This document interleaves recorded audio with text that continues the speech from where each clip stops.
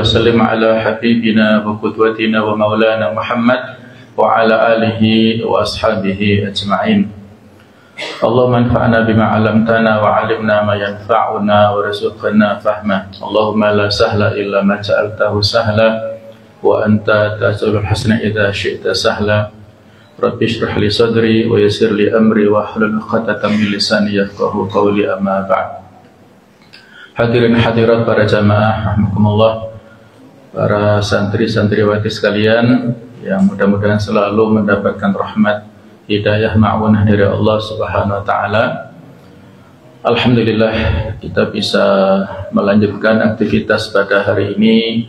Mudah-mudahan semua rangkaian ibadah kita, baik yang mahdhah ataupun ghairul mahdhah, semuanya diterima oleh Allah Subhanahu wa taala, menjadi pemberat timbangan amal kebaikan di akhirat dan menjadi sebab wasilah untuk kebahagiaan di dunia dan di akhirat. Amin ya rabbal alamin. Hadirin hadirat rahimakumullah, kita lanjutkan kajian tentang sirah nabawiyah yang berjudul Menjelang Bi'tsah Nabi Muhammad sallallahu alaihi wasallam. Menjelang pengangkatan beliau menjadi seorang nabi dan rasul, apa saja yang perlu untuk kita ketahui dan kita ambil pelajaran dari peristiwa ini? Para ahli sejarah, para ulama telah memberikan informasi kepada kita semuanya, yaitu tentang kabar akan munculnya, akan datangnya Rasulullah, yaitu Muhammad SAW, itu waktu yang semakin dekat. Dan rahib-rahib Yahudi membicarakannya dari kitab-kitab mereka. Para pemuka agama dari kaum Yahudi telah mengetahui akan datangnya Rasul akhir zaman pada kitab-kitab Taurat. Dan yang menjadi contoh di sini adalah Ibnu Hayyaban dari Syam yang pindah ke Madinah. Walaupun kondisi secara sosiologis dan juga kemajuan yang ada di Syam itu lebih daripada di daerah Arab atau daerah Hijaz, ya. Tetapi karena Ibnu Hayyaban ini ingin menyambut datangnya Rasul akhir zaman, maka beliau rela untuk pergi dari Syam.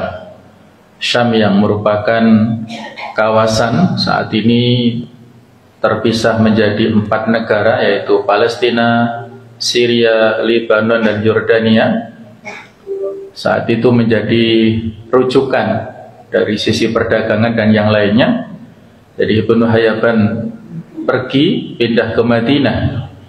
Walaupun beliau ini tidak sempat bertemu dengan Nabi Muhammad SAW karena sudah lebih dulu meninggal dunia Ibnu Hayyaban. Jadi tidak sempat bertemu dengan Rasulullah, jadi tidak sempat masuk Islam. Namun berada pada agama yang diikutinya, yaitu agama yang mengikuti kitab Taurat dan mengikuti ajaran Nabi Musa dan ajaran Nabi Ibrahim. Kemudian di antara yang lainnya kisah Salamah Ibnu Waqqash, yang mana dia ini termasuk di antara sahabat pada saat berikutnya, ya, masuk Islam. Dan ada kisah yang unik. Salamah ini memiliki tetangga seorang Yahudi di Madinah, dan si Yahudi ini ahli dalam bidang agama, jadi termasuk seorang yang religi ataupun yang agamis. Sering mengingatkan kepada Salamah tentang masalah hari akhir, ya, tentang yaumul hisab, tentang kehidupan-kehidupan di masa yang akan datang. Pokoknya banyak nasihat yang diberikan oleh tetangga si Yahudi ini kepada Salamah bin Salamah Ibnu Waqqash ini.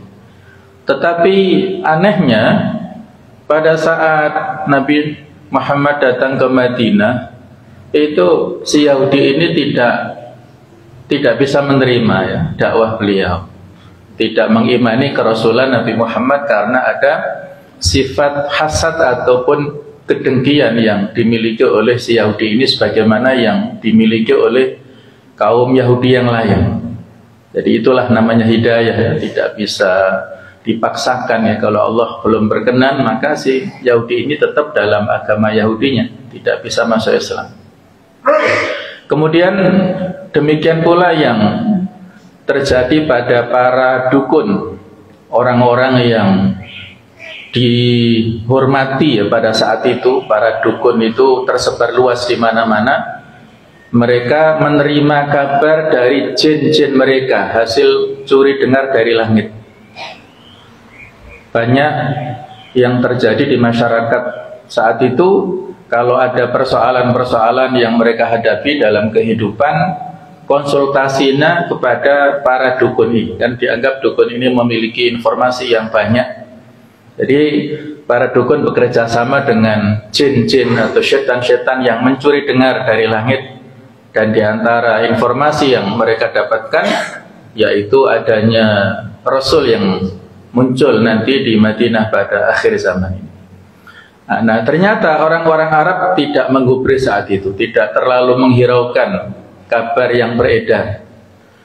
Pendeta Nasrani pun menyebutnya sebagaimana didapatkan oleh Salman Al-Farisi. Kita akan bercerita lebih panjang ya tentang Salman Al-Farisi ya.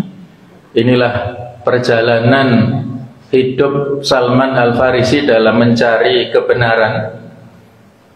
Jadi Salman Al-Farisi ini dilahirkan di kota Isfahan ataupun Asfahan, ada bacaan yang berbeda di daerah atau negara Iran kalau sekarang ini, di mana ayahnya itu seorang tokoh masyarakat ya, kalau di kita semacam kepala desa yang punya tugas untuk menyalakan api.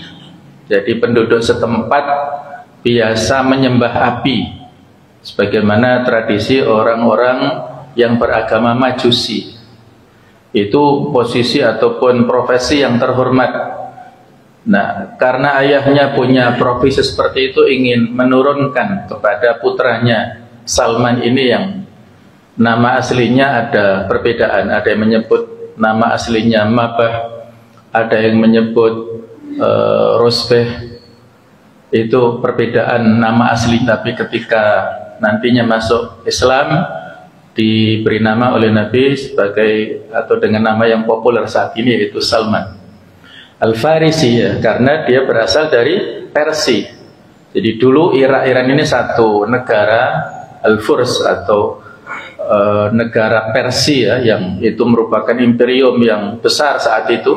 Ada Romawi, ada Persia, dua imperium yang besar, dua adidaya yang berkuasa di dunia saat itu. Jadi pada saat itu Salman diperintahkan oleh ayahnya untuk menyalakan api, dan saat kepulangan Salman melihat ada orang-orang yang beribadah di gereja. Dia penasaran, tertarik dengan cara beribadahnya orang-orang yang ada di gereja ini. Ikut nimbrung di situ dan berdialog, bertanya-tanya tentang agama yang mereka anut itu seperti apa. Dan mereka menyampaikan kalau ingin memperdalam agama ini, agama Nasrani itu, dia diberikan rekomendasi, referensi untuk ke Syam supaya lebih banyak berguru pada pendeta-pendeta di Syam. Maka Salman berpesan kalau ada pedagang dari Syam yang berkunjung ke Isfahan ini, dan pada saat pulang nanti Salman akan ikut. Nah, itu disanggupi oleh orang-orang yang ada di gereja. Maka pulanglah Salman, dan ketika ayahnya mengetahui cerita tentang Salman ini, marah dan akhirnya memborgol Salman dengan rantai, ya semacam dikurung begitu ya. Nah, Salman sabar ya menghadapi itu, dan pada saat mendapatkan informasi tentang keberadaan orang-orang Syam yang akan pulang, maka Salman melepaskan diri dari kurungan ayahnya, melarikan diri dari rumahnya dengan membawa perbekalan secukupnya. Dan akhirnya dia bersama rombongan para pedagang atau orang-orang Syam pulang ke Syam, dan sampailah dia perjalanan menuju ke Syam atau Damaskus. Kalau Damaskus sekarang menjadi ibu kota Syria. Jadi di Syam itulah dia berinteraksi dan bertemu dengan seorang pendeta yang dituakan, ditokohkan di sana, dihormati sekali. Dia berkhidmat, memberikan pelayanan kepada pendeta ini dan belajar banyak dari pendeta ini. Nah, rupanya pendeta ini pada saat sebelum meninggal ya, ditanya oleh Salman, kira-kira kalau ingin memperdalam agama ini mau direferensikan kemana? Nah, rupanya pendeta ini punya teman ya di Mosul ini, diberikan wasiat begini begitu ya. Kemudian meninggallah pendeta ini. Nah, pada saat pendeta ini sudah meninggal dunia, Salman menyampaikan ya sebuah rahasia yang tidak diketahui oleh masyarakat saat itu, bahwa kebiasaan pendeta ini pada saat masa hidupnya menarik ya semacam sedekah dari jamaahnya, ditarik sedekah, dan rupanya sedekah ini untuk kepentingan pribadinya, tidak untuk masyarakat. Jadi disimpan di ya semacam berangkasnya itu, dia menemukan 6 gentong yang berisi uang, sangat banyak sekali, sehingga ketika disampaikan kepada jamaahnya mereka kecewa. Selama ini rupanya mereka dibohongi oleh pendeta ini, bukan untuk kepentingan umum tapi untuk kepentingan pribadinya.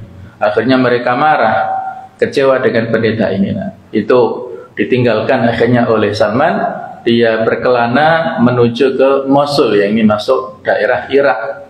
Di sana ketemu dengan pendeta, minta referensi ya, kemudian berkelana lagi ke Nasibin yang sekarang masuk ke wilayah Turki, kemudian diberikan referensi lagi kepada pendeta yang lain yang berada di Amuria, yang ada di Turki saat ini, yang masuk wilayah kekuasaan Romawi Timur saat itu.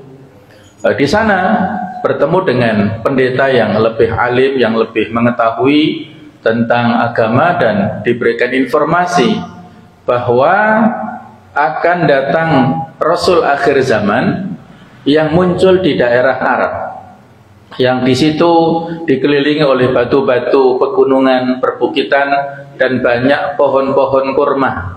Yaitulah isyarat-isyarat yang menjadi ciri khas ya dari kondisi geografis Yathrib atau Madinah saat itu. Maka setelah meninggalnya pendeta yang di Amuria ini, pergilah Salman ini ke Madinah. Tetapi di tengah perjalanan di Khaybar atau yang disebut Wadil Qura, dia ternyata dijual ya oleh rombongan kepada pedagang Yahudi. Jadi dijadikan budak, mungkin ya, ada proses penipuan lah di situ ya. Akhirnya dia menjadi budak, dan pada saat masuk ke Madinah juga demikian. Jadi kondisinya masih menjadi budak oleh seorang tuanya yang Yahudi.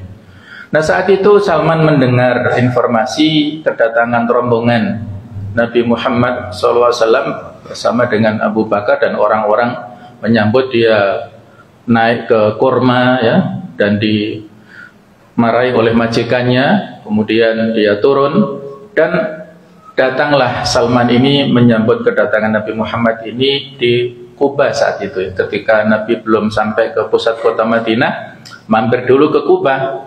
Maka disitulah Salman mendatangi Nabi Muhammad SAW dan menguji tentang kenabian beliau, yang pada saat sebelumnya mendapat informasi dari pendeta yang ada di Amuria tentang ciri-ciri Nabi akhir zaman ini. Paling tidak ada 3 ciri yang nanti bisa diuji, yaitu Nabi ini tidak menerima sedekah, yang kedua Nabi ini menerima hadiah, dan yang ketiga ada stempel kenabian di pundak belakang, antara pundak kanan kiri ya, di punggung belakang itu.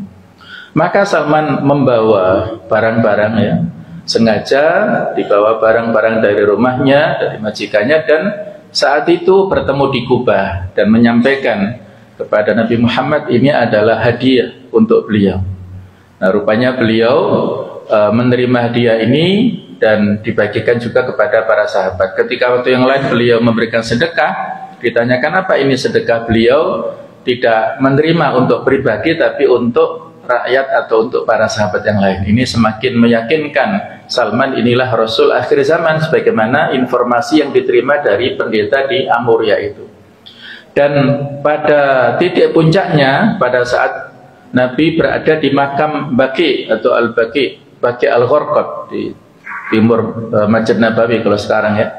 Jadi disitulah Salman bertemu dengan Nabi Muhammad SAW, kemudian beliau sengaja untuk melihat sisi punggung beliau. Rupanya Nabi mengetahui gerak-gerik Salman ini, ingin mengetahui stempel kenabian, maka Nabi menurunkan ridaknya atau selendangnya. Jadi kalau orang dulu itu tidak memakai baju seperti kita sekarang ya, mereka hanya memakai baju dua helai, yang bawah semacam sarung, yang atas ya semacam selendangnya ya, seperti kalau kita pakai baju ihram itu ada dua helai itu. Nabi sengaja untuk menurunkan ridaknya sehingga dengan jelas diketahui ada stempel kenabian di punggung beliau. Akhirnya Salman memeluk Rasulullah sambil menangis dan mengatakan dua kalimat syahadat. Nah, Nabi mengetahui dan menyambut keislaman Salman dan diminta untuk menceritakan. Nabi takjub dan diminta untuk menyampaikan ya, semacam testimoninya, kisah bagaimana perjalanan yang demikian jauh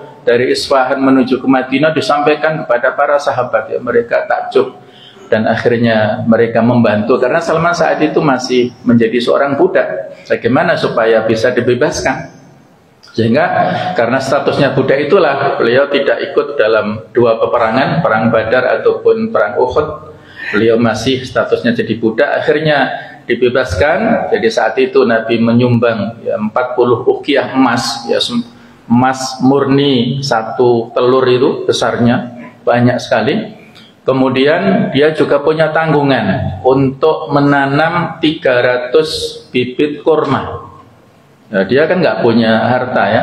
Kemudian Nabi memberikan ya semacam lelang ya, tawaran kebaikan kepada para sahabat. Mereka berbondong-bondong menyumbangkan bibit kurma dan Salman bersama para sahabat bekerja sama untuk membuat lubang-lubang ya untuk menanam kurma, dan akhirnya selesai dan dibebaskanlah Salman dari perbudakan dan menjadi sahabat yang mulia, sangat rajin dalam mencari ilmu dan juga mendampingi segala macam kiprah dakwah Nabi sallallahu alaihi wasallam. Nah, di antara jasa beliau yang dikenang dalam sejarah, ketika ada perang Khandaq ya, atau perang Ahzab. Khandaq artinya parit, kalau Ahzab artinya sekutu ya. Yang saat itu orang-orang kafir Quraisy bersekutu dengan orang-orang Nasrani, kemudian juga bahkan orang-orang Yahudi di Madinah, akhirnya berkhianat kepada Rasulullah. Maka pada saat itu bagaimana caranya supaya mereka bisa bertahan di Madinah? Ini barangkali bisa diambil pelajaran dari perang Uhud. Ketika perang Uhud ini Nabi keluar dari Madinah dan ternyata mendapatkan kekalahan. Akhirnya pada perang Khandaq ini beliau dan para sahabat bertahan di kota Madinah. Maka diusulkanlah oleh Salman ini sebagai seorang yang pendatang dan dari pengalamannya di Persia, ketika ada peperangan seperti ini maka dibuatlah parit atau Khandaq. Maka ketika dimusyawarahkan Nabi menyetujuinya, dibuatlah ya ini contoh ataupun gambar paritnya yang melintang panjang ya. Kurang lebih panjangnya sekitar 5.000 meter. Bisa kita bayangkan ya. 5.000 meter itu berarti kan 5 kilo ya. Dan saat itu belum ada alat-alat canggih. Jadi dibuat melintang panjang yang mana lebarnya itu kurang lebih 5 meteran, sehingga ketika kuda tidak bisa terbang atau tidak bisa meloncat ya, melewati, kalau jatuh itu nggak bisa naik ya, kurang lebih dalamnya itu 3,5 meter. Akhirnya dilakukanlah penggalian parit yang demikian panjang dan perjuangan para sahabat luar biasa.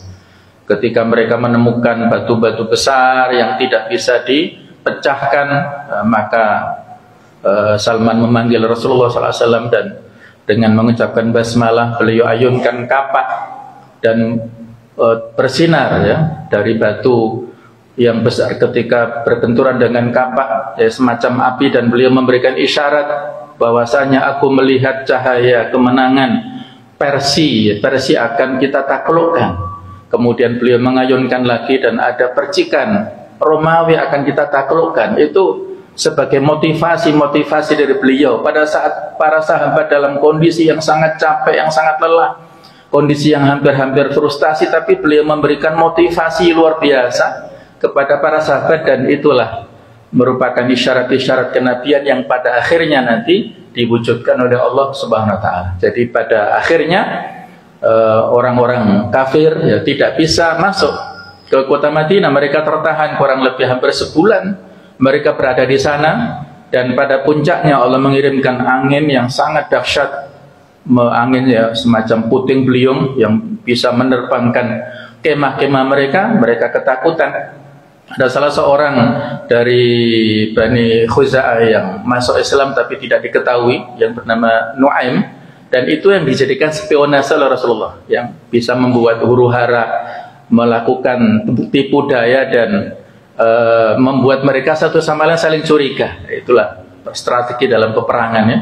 Jadi mereka akhirnya lari ketakutan ya, dan kalah dalam peperangan ini. Itulah cerita singkat tentang perang Khandaq atau perang Ahzab yang mengingatkan kita kepada jasa Salman ini. Nah, jemaah sekalian, Salman ini adalah pencari kebenaran dan selalu ingin mencari Tuhan, dan telah mengalami perjalanan pindah beberapa agama hingga atas hidayahnya beliau masuk Islam sampai akhir hayat. Perjalanan hidupnya sangat berliku dan menarik hingga membawanya menjadi pemimpin sebuah kota. Jadi beliau pernah menjadi kepala daerah atau wali kota di Madain. Madain itu di Irak. Nah, pada saat menjabat sebagai wali kota, Salman Al-Farisi ini mendapatkan gaji yang besar, kurang lebih 6.000 dinar per tahunnya. Apabila dikeruskan 1 dinar itu sama dengan 2 juta, berarti 12 miliar per tahun atau 1 miliar per bulan. Luar biasa. Apalagi kalau sekarang harga emas kan naik ya, berlipat-lipat sekarang ini. Tetapi Masya Allah, betapa zuhudnya beliau. Untuk apa gaji yang besar tersebut digunakan? Semuanya ia gunakan untuk kesejahteraan rakyat melalui sedekah. Tidak sepeser pun dipakai untuk keperluan pribadi maupun keluarganya. Masya Allah. Lalu bagaimana beliau menghidupi keluarganya? Yaitu dengan menganyam daun kurma untuk dijual. Pendapatannya sangat sedikit ya, barangkali satu hari itu 1 dirham saja pendapatannya. 1 dirham berapa ya? Ya seperti upah tukang lah saat ini ya, mungkin sekitar 100 ribuan ya, atau nggak sampai ya. Jadi sangat sedikit, dan itu pun dibagi, digunakan sepertiga untuk keluarganya, sepertiga untuk sedekah, dan sepertiga untuk modal usaha berikutnya. Itulah kezuhudan daripada Salman Al-Farisi. Jadi ada satu kisah unik ketika ada seorang pedagang besar pulang dari luar kota, dan Salman ada di perbatasan kota dengan tampilan yang sangat sederhana seperti petani yang sangat miskin. Maka pedagang besar ini kasihan pada saat ini melihat ini ya, sosok Salman, dia nggak tahu siapa beliau ini.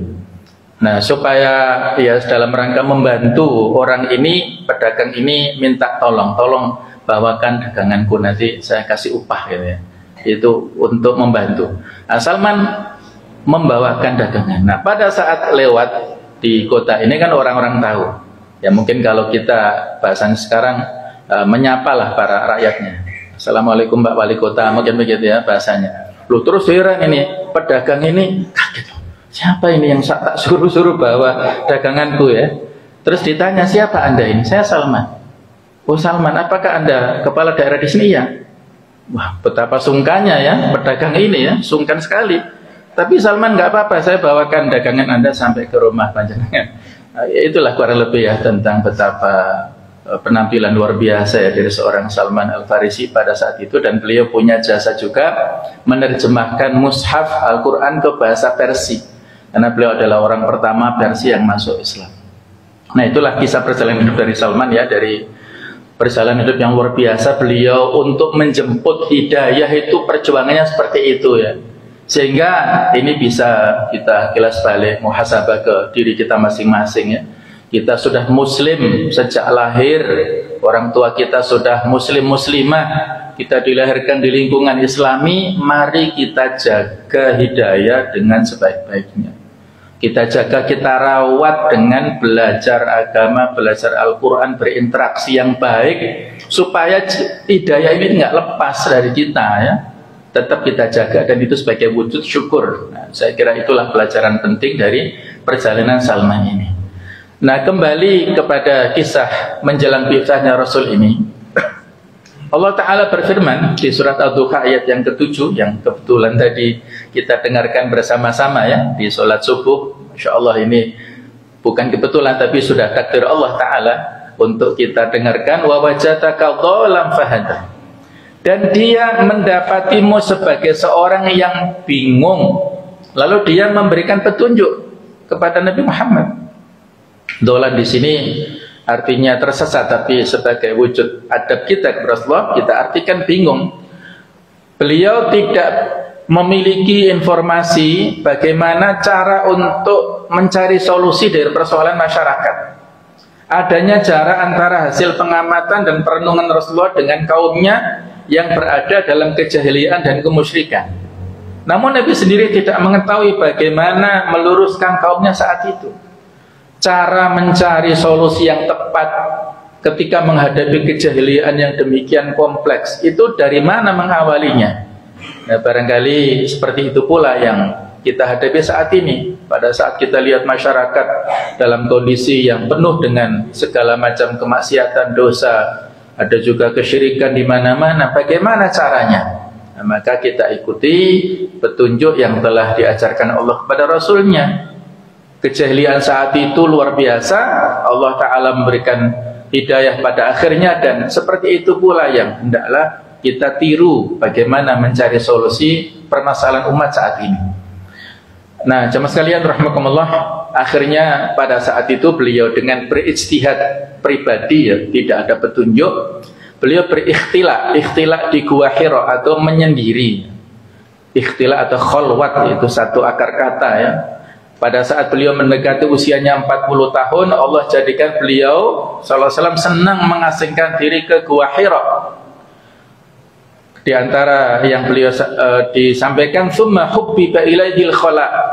Kemudian beliau suka untuk menyendiri. Wa kana yakhlu bi ghairi Hira fayatahannatsu fi. Beliau menyendiri di Gua Hira dan bertahannuts, yaitu mengasingkan diri dan menyendiri di sana. Beliau menghabiskan waktu di sana dengan beribadah dan tafakur alam, memikirkan penciptaan langit dan bumi, penciptanya serta tujuan dari penciptaan tersebut. Bahkan beliau pergi ke sana itu bukan 1-2 hari ya. Dalam kitab Ar-Rahiqul Makhtum, beliau di sana itu sampai 3 kali Ramadan. 3 tahun terakhir menjelang bi'tsah itu beliau sebulan penuh di sana sambil membawa perbekalan, kadang-kadang dikirim juga untuk bertafakur, mencari ya, menenangkan dirinya dari permasalahan umat ya. Jadi salah satu pendapat dalam kitab Al-Wafa, beliau beribadah dengan syariat Nabi Ibrahim yang masih murni. Jadi beliau ya termasuk minal hunafa, menerima ajaran Nabi Ibrahim sampai saat itu dan tidak terbawa kesyirikan yang terjadi di masyarakat. Dengan membawa bekal, kadang ditemani keluarga, kadang juga beliau menyendiri. Dan pada saat pulang beliau tawaf lebih dulu di sekitar Ka'bah.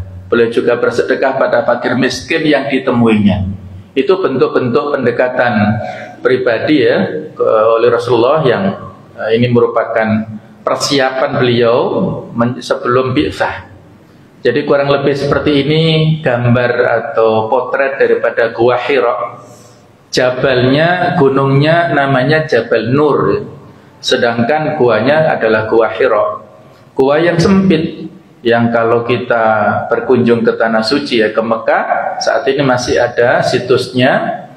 Jadi Gua Hira ini berada di atas Jabal Nur, yang kalau kita ukur ya kurang lebih ketinggian Jabal Nur ini kurang lebih sekitar 300 meter lah di atas permukaan laut, kemudian kemiringannya sekitar 45 derajat, perjalanan dari bawah ke puncak itu kurang lebih ya, kalau sekarang itu 1 jam kurang lebih, dan sepertinya ada fasilitas kalau sekarang ya, berupa kereta gantung ya. Mudah-mudahan kita semuanya, panjenengan anak-anak sekalian, bisa berkunjung ke sana dan bisa menghayati bagaimana kisah perjalanan beliau yang luar biasa.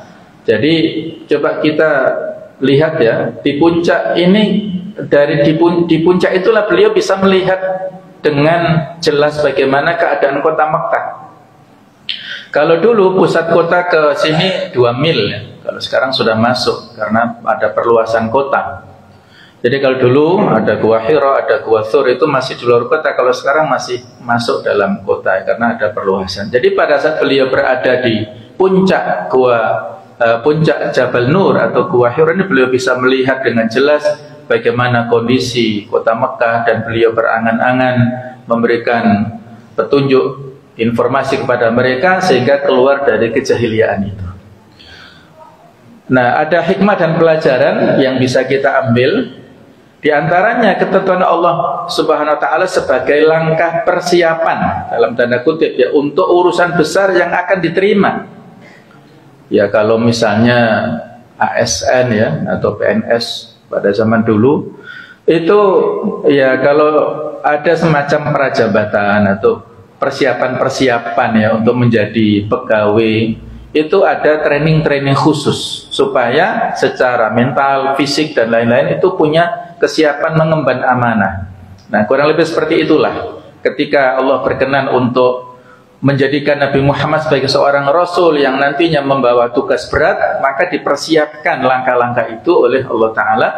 Ya, diantaranya dengan bertahanuf di sini. Wahyu adalah perkataan yang berat, perlu persiapan untuk menerimanya. Sehingga ibrah pelajarannya, guna mendapatkan hasil yang baik diperlukan persiapan yang optimal, yang maksimal.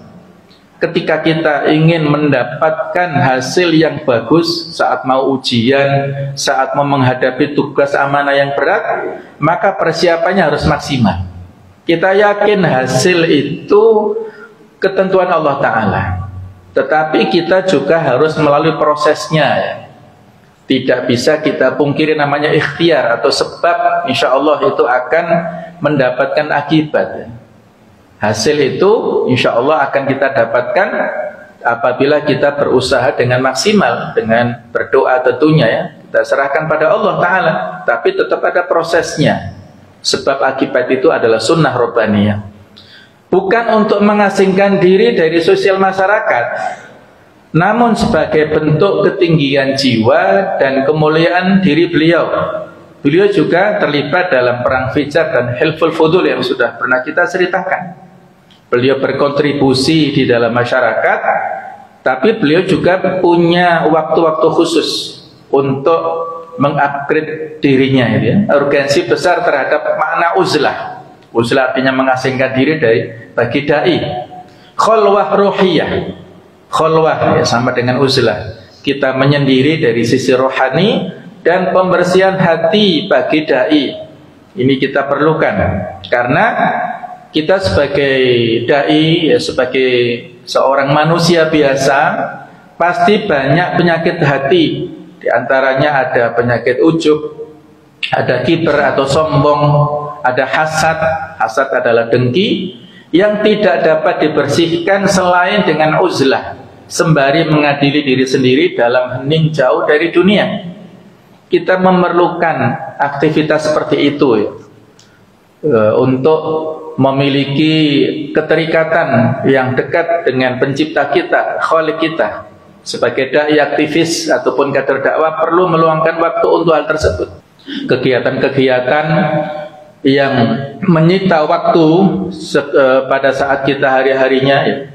Di antara kita barangkali masih ada yang aktif untuk bekerja, berusaha dan macam-macam.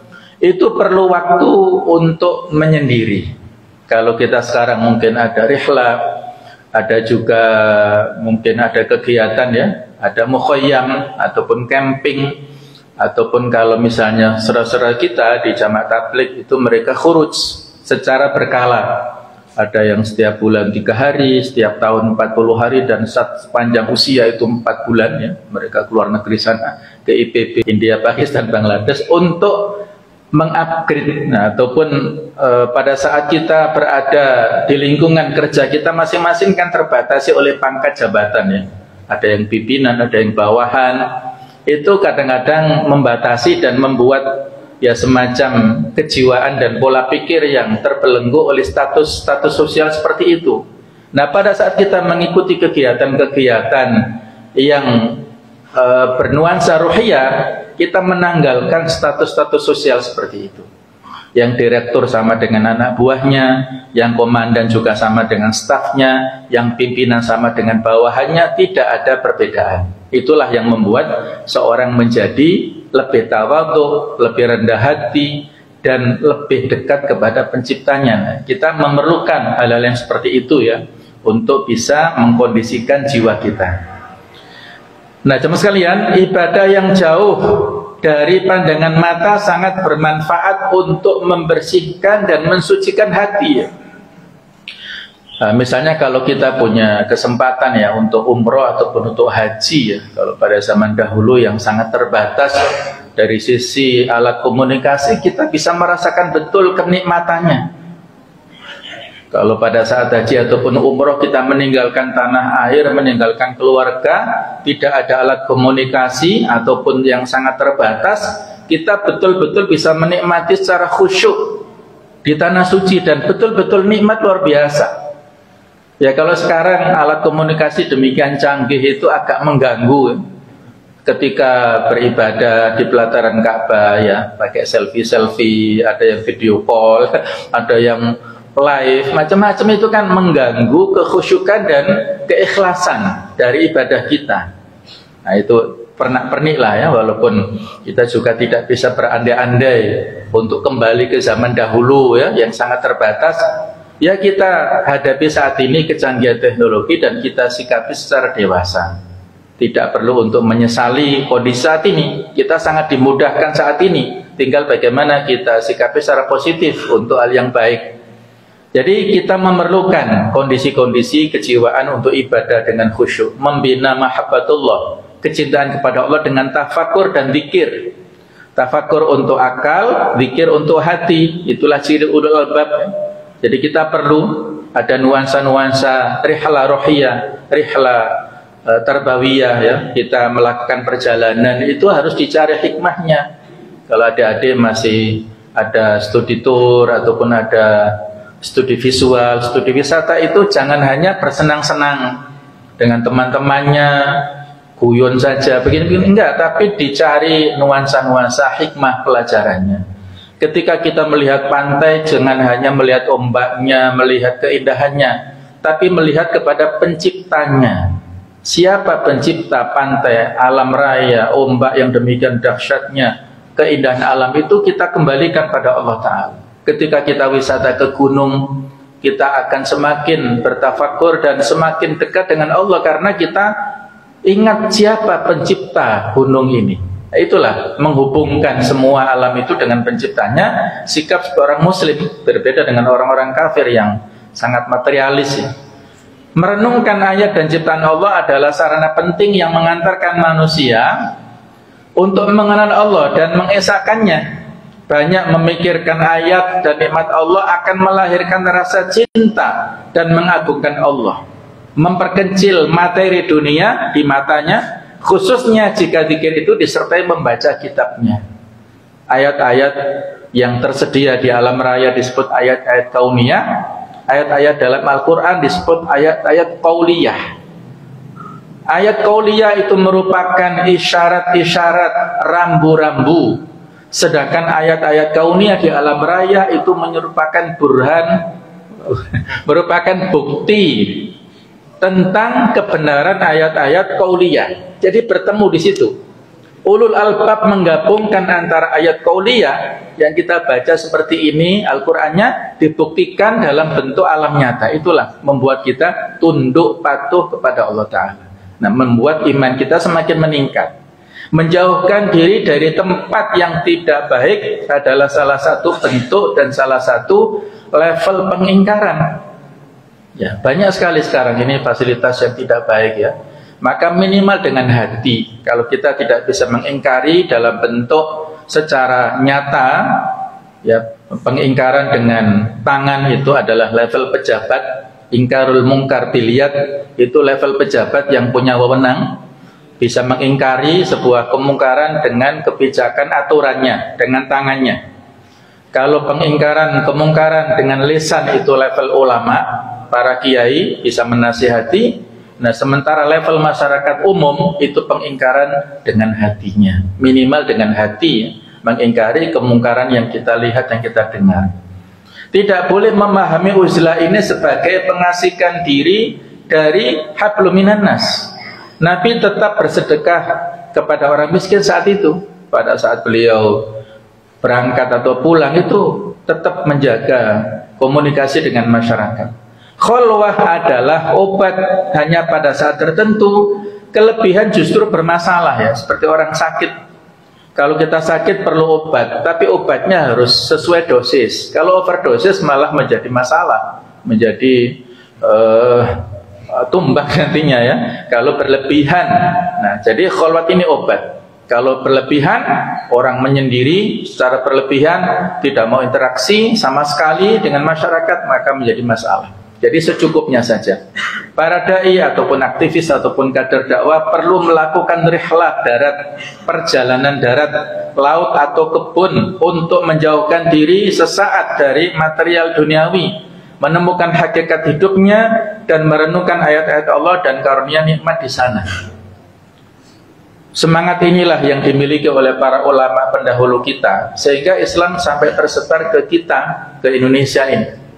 Para sahabat yang saat itu ketika nantinya kita ceritakan ya, pada saat Haji Wada, itu dalam Rahiqul Maktum jumlahnya maksimal sekitar 144.000 para sahabat. Jumlah yang sangat banyak, yang kalau kita bandingkan dengan as-sabiqunal awwalun, para sahabat yang pertama-tama masuk Islam itu kan hanya 40-an. 40 sahabat cikal bakal yang akhirnya menyebar menjadi 144.000 saat Haji Wada. Di antara jumlah ratusan ribu itu berapa yang kita temukan makamnya di Jazirah Arab? Sedikit. Di makam Baqi hanya beberapa, di makam Ma'la di Mekah juga hanya beberapa. Yang banyak tersebar luas itu di luar Jazirah Arab. Bahkan ada yang sampai perbatasan Istanbul, seperti Abu Ayyub Al-Ansari yang ingin membuktikan tentang kebenaran penaklukan Konstantinopel dari hadis Nabi. Jadi para sahabat tersebar luas.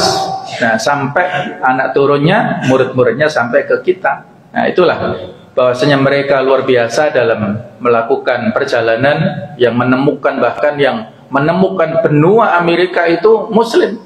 Nah, kalau selama ini kan yang tersebar itu Columbus. Nah, ternyata Columbus itu mengambil petanya itu dari ilmuwan Muslim.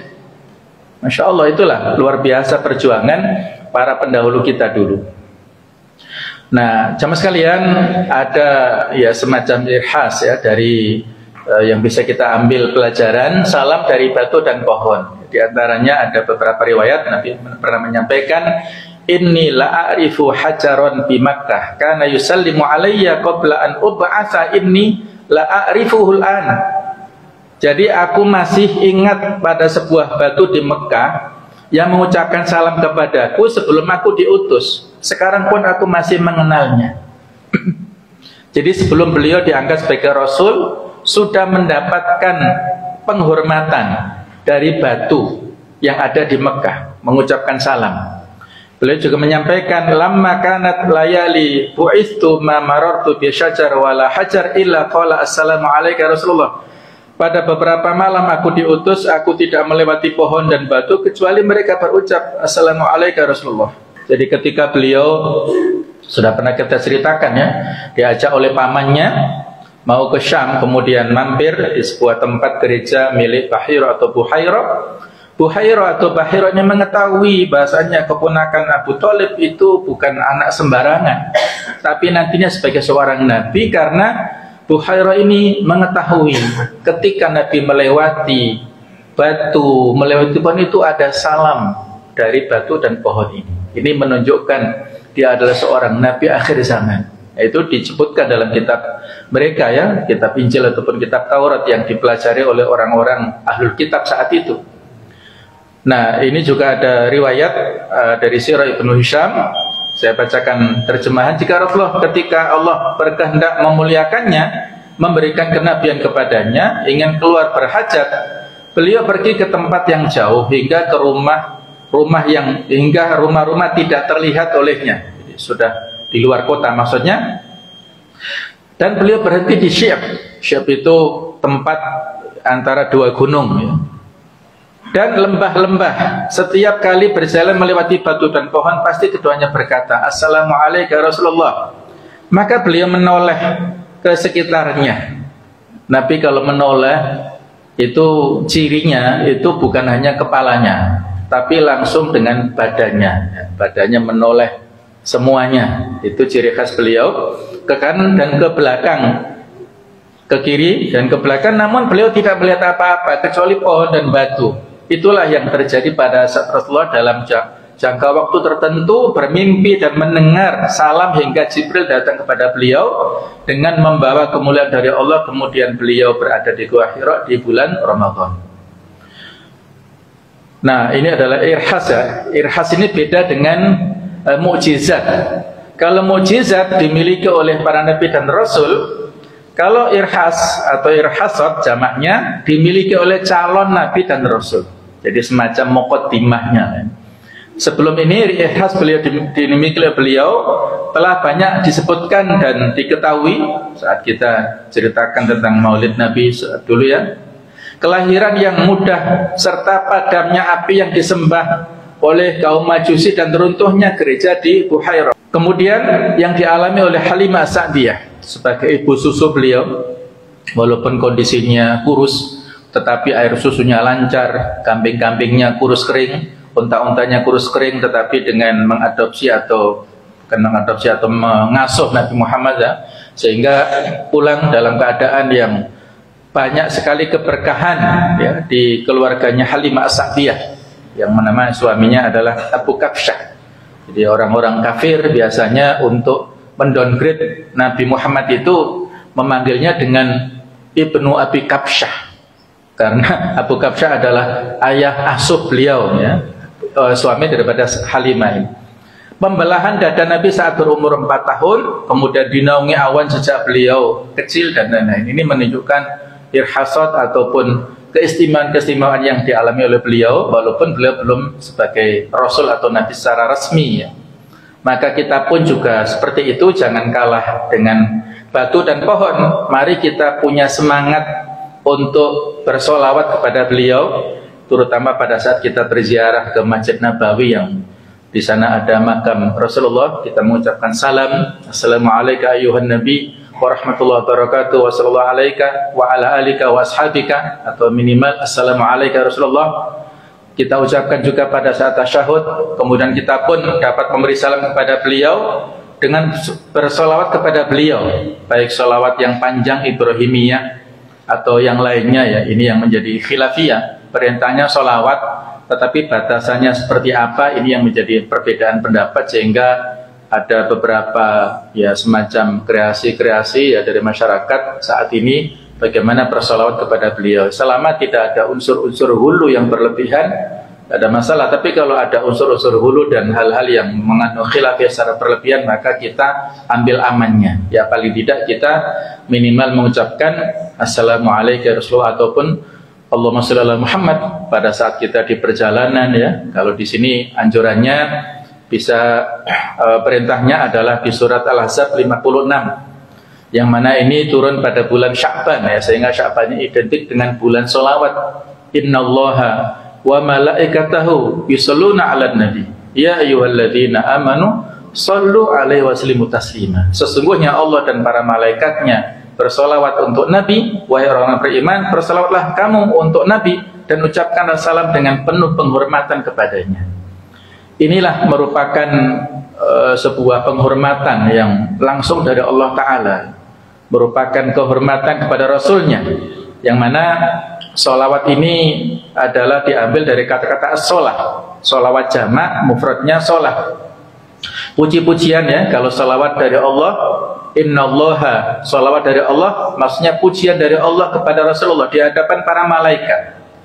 Bisa juga yang memaknai rahmat Allah kepada nabinya. Salawat dari malaikat maksudnya doa, permohonan dari malaikat untuk beliau. Bisa juga doa-doa kebaikan, istighfar para malaikat untuk nabinya. Dan juga di dalam hadis disebutkan para malaikat memberikan salawat istighfar kepada para penuntut ilmu, kepada kita semuanya yang menyebarkan ilmu. Salawat orang mukmin itu adalah doa supaya Allah melimpahkan rahmat, menambahkan kemuliaan, kehormatan dan pujian kepada penghulu Nabi kita. Dan salawat adalah tanda cinta kepada Nabi Sallallahu Alaihi Wasallam, yang merupakan salah satu cinta adalah sering menyebut yang dicintai. Kalau kita cinta kepada tokoh, kepada idola kita, maka sering disebut namanya, atau sering melihat gambarnya, kita sering memberikan pujian ya. Kalau kita cinta pada Rasulullah, maka buktinya dengan menyebut nama beliau ya. Sehingga perlu untuk kita biasakan, kalau kita baca satu sholawat balasannya 10 kali lipat. Dan orang yang bakhil itu adalah orang ketika disebutkan nama Rasulullah tidak memberikan sholawat kepada beliau ya. Sehingga ini perlu kita ambil pelajaran ya dari sebagian saudara kita yang Nahdiyin ya. Itu mereka semangat ketika memberikan sholawat itu disampaikan secara verbal. Allahumma sholli ala Muhammad itu verbal ya, mungkin panjenengan dalam hati. Tapi mereka saudara kita dengan verbal ini ada sisi baiknya supaya saling mengingatkan ya. Karena ini kita jangan sampai disebut orang yang bakhil ini, yang ketika disebut nama beliau kita tidak memberikan sholawat. Nah, jadi sholawat ini kembalinya kepada kita. Mungkin ada yang bertanya, Nabi kan sudah jelas masuk surga, jelas diampuni dosanya, kenapa kita masih memberikan doa kebaikan untuk beliau ya? Maka dalam hal ini kebaikannya itu kembali ke kita ya. Dulu guru saya pernah memberikan semacam ilustrasinya seperti ini ya. Punten, ini kan ada gelas yang berisi teh ya. Gelasnya sudah penuh dengan teh ini. Kalau kita isi teh lagi maka tumpah. Maka tumpahnya itu tidak kemana-mana, tapi ke lepek ini kan. Nah, kurang lebih seperti itu. Ini adalah seperti Rasulullah, lepeknya ini seperti umatnya Rasulullah. Kalau diberikan doa-doa kebaikan, tumpahannya nggak kemana-mana, tapi kembali ke kita sendiri sebagai umatnya yang berdoa kebaikan untuk beliau. Ketika kita berikan sholat kepada beliau, kita dapat limpahan tadi ya, 10 kali lipat dari doa-doa kita yang kita sampaikan. Nah, itulah filosofinya yang membuat kita lebih semangat. Monggo silahkan kita membaca sholawat dimanapun, kapanpun, terutama pada hari Jumat ya. Kita dianjurkan untuk memperbanyak sholawat. Dan di sini ada informasi atau ada hadis bahwasanya kalau kita menyampaikan 1 kali sholawat, maka Allah akan mengangkat untuk kita menuliskan 10 derajat, menghapuskan 10 kesalahan, kemudian mengangkat kita menjadi orang yang mulia.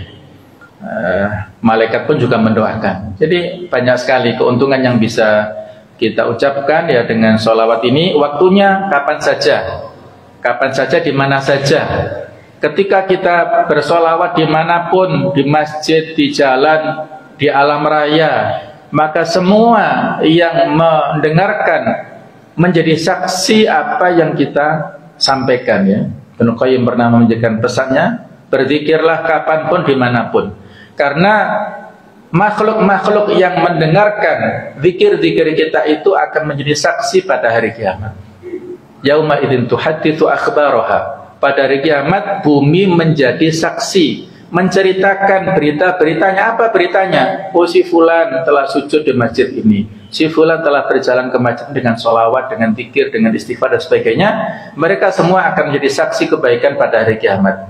Ada juga sholawat yang muqayyad pada waktu tertentu. Pada saat kita di tasyahud awal atau akhir, yang ini hukumnya berbeda pendapat. Kemudian pada saat kita sholat jenazah setelah takbir yang kedua, itu bisa kita baca sholawat Ibrahimiyah. Kemudian selesai adzan, kemudian pada hari Jumat kita memperbanyak sholawat kepada beliau. Mulai malam Jumatnya sampai maghribnya silahkan sebanyak-banyaknya. pada pagi dan sore hari, pagi minimal 10, sore hari juga minimal 10, maka ia berhak mendapat syafaat dari Rasulullah pada hari kiamat. Kemudian dalam majelis kita bersolawat, majelis yang tidak diucapkan solawat, maka majelis tersebut tidak mendapatkan keberkahan ya. Kemudian pada saat kita berdoa juga demikian ya. Kita pada saat berdoa, kata Umar, inna du'a mauquf baina sama wal ardi. Doa itu terkatung-katung antara langit dan bumi. La yas'atu minhu syai'un, tidak akan bisa naik hatta tusalliya ala nabiyyika, sampai disundul ya, diangkat, didorong oleh sholawat. Jadi di antara adab kita berdoa adalah dengan melengkapi dengan sholawat di awal ataupun di akhirnya. Jadi inilah pada saat kita ziarah ya, saat menziarah Nabi, kita juga demikian mendoakan kepada beliau dan juga pada saat-saat yang lainnya. Inilah jemaah sekalian, sebagai wujud kecintaan kita kepada Rasulullah, marilah kita memperbanyak salawat kepada beliau. Mudah-mudahan dengan itu kita akan mendapat syafaat dari beliau atas izin Allah Ta'ala di hari akhirat pada saat yaumul qiyamah. Mudah-mudahan kita semuanya dikumpulkan di surganya Allah Ta'ala. Amin ya rabbal alamin. Demikianlah yang bisa kita sampaikan.